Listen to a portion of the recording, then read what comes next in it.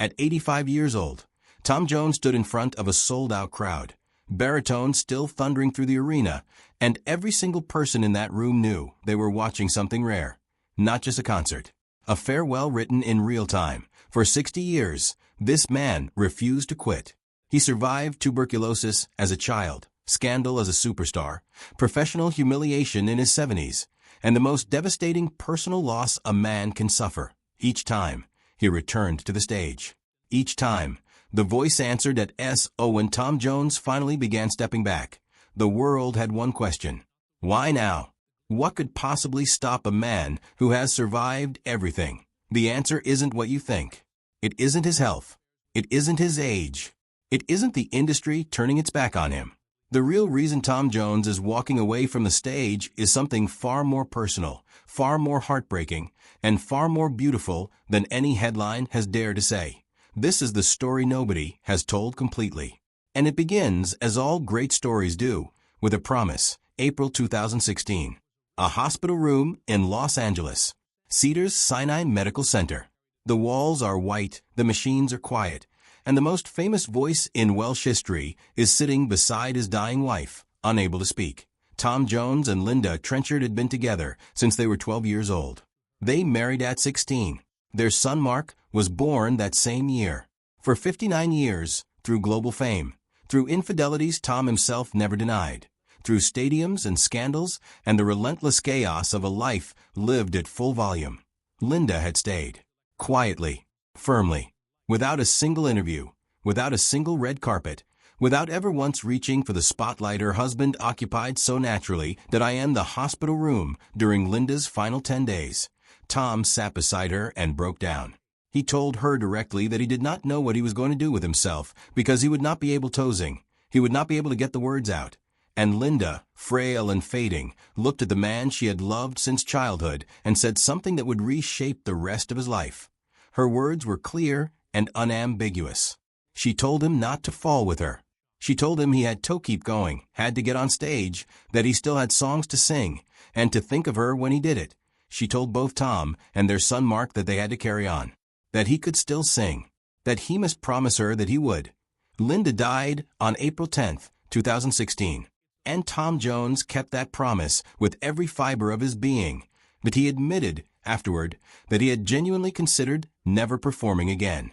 He did not know life was going to carry on, but she told him that he had to, and she told him not to fall, not to crumble. Just 4 weeks after her death, he was back on stage at Hampton Court Palace. Not because he felt tready, not because the grief had passed, but because Linda had asked him to, and every note he sang for her. That promise became his reason to exist, his compass in the dark, his survival manual in the year-soft silence that followed the loudest love of his life. To understand why Tom Jones is finally stepping back, you have to understand what kept him going when stepping back would have been the easier, more reasonable, more human thing to do. Because by every logical measure, this man should have retired a decade ago. Tom himself admitted he can no longer walk around on stage or move his hips the way he used to. Hip replacements have changed the physical mathematics of performing. The body that once prowled stages like a force of nature now chooses its movements carefully, deliberately. He stands that he delivers. He commands. But the kinetics of youth are gone. In a candid interview, he admitted that his voice was becoming lower and less controlled with age. But in the same breath, he said he could still sing, and he could prove it. This is the paradox of Tom Jones. The very thing that was diminishing was also the thing that kept him alive. His voice was both wound and medicine simultaneously. At a recent concert at Copenhagen's Tivoli Gardens, he paused mid-show and asked the audience with characteristic humor whether his voice was still working. Then he answered his own question. As long as it's here, I'm here. The crowd roared. They always roar.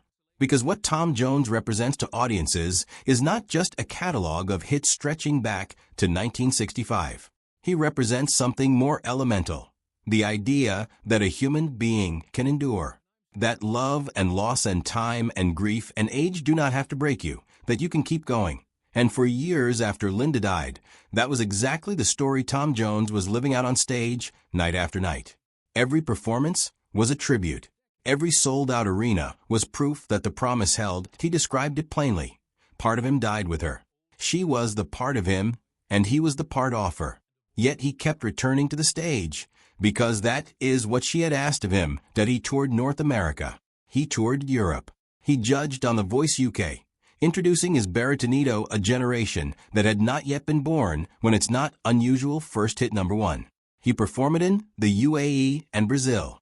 He headlined festivals at an age when most men are content to sit in their gardens and let the world pass quietly by, and all of it, every tour date, every rehearsal, every hour on stage, was powered by the echo of her voice in a hospital room in Los Angeles, July 22nd, 2025. Bremen, Germany. Hours before showtime, Tom Jones took to social media to deliver news his fans never wanted to hear. He greeted his fans in Bremen and told them that unfortunately he must postpone his show that evening, as he had contracted an upper respiratory infection that needed treatment and rest. He acknowledged the disappointment and inconvenience and expressed his sincerest apologies to the outside world. It looked minor. A postponement, not a cancellation. The show was rescheduled for a week later. Tom returned, performed in Dundee, and the tour rolled on. But to those who had been watching closely, the Bremen incident was something different. It was a signal. This was not the first time his voice had been placed at risk. Back in 2010, doctors in Singapore warned that performing could risk serious, permanent damage to his vocals, and those shows were canceled entirely. Vocal health had always been the line Tom would not cross. He had said it repeatedly in interviews across the years. The voice is the condition. If the voice goes, everything goes. He had been unambiguous about this boundary for years. The only reason he would ever retire was if he could no longer sing. He would not like to shortchange an audience. And here, in the summer of 2025, at 85 years old, the body began issuing warnings with increasing frequency. An upper respiratory infection is manageable at 30.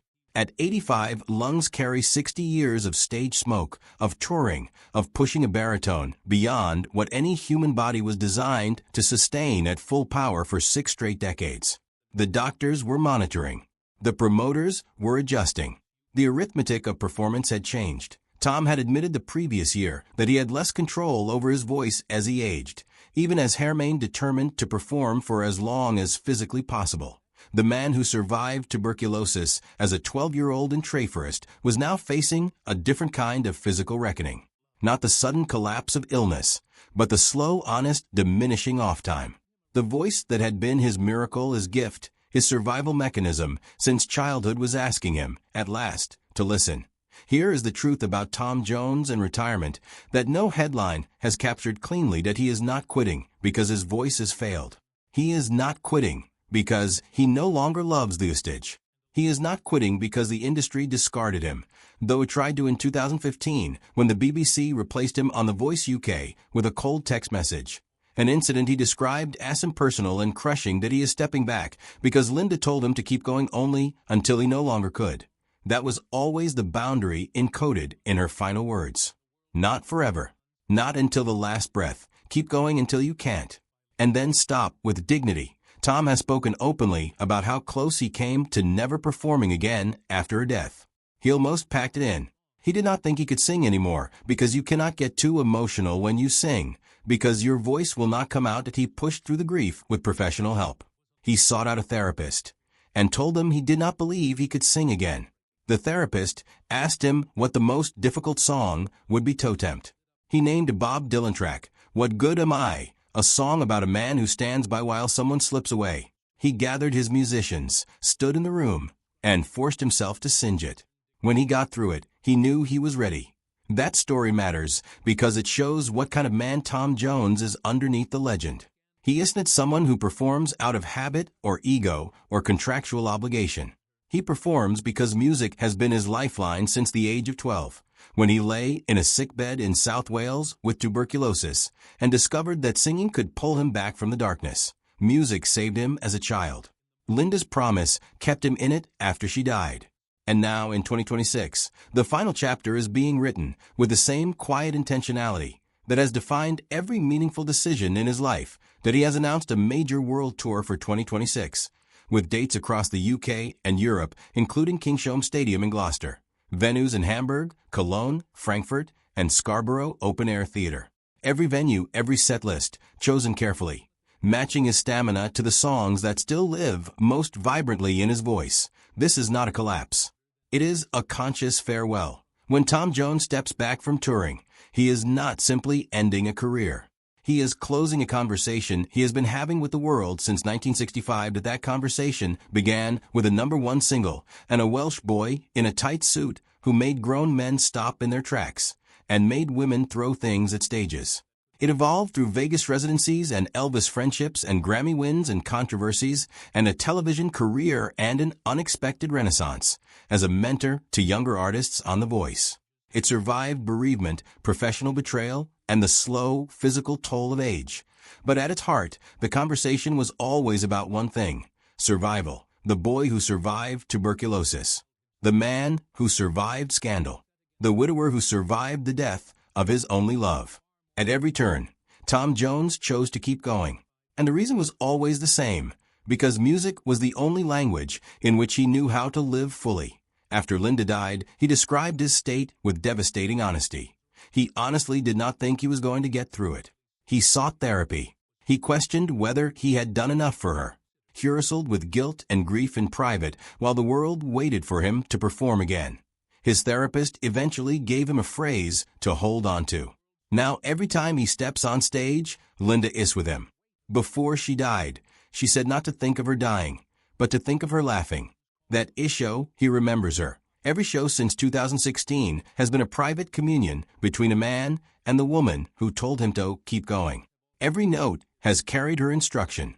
Every standing ovation has been, in some sense, her applause from a distance he cannot cross. And now, as The Voice begins to show the cracks that time eventually puts in everything, Tom Jones faces the final clause of the promise. Linda never asked him to sing forever. She asked him to sing until he couldn't. That moment is approaching. And the remarkable thing is that Tom Jones is meeting it not with fear or bitterness, but with the same defiant grace that has defined his entire life, that he said it himself, with characteristic bluntness. Being older, he feels he has got a point to prove that here it is.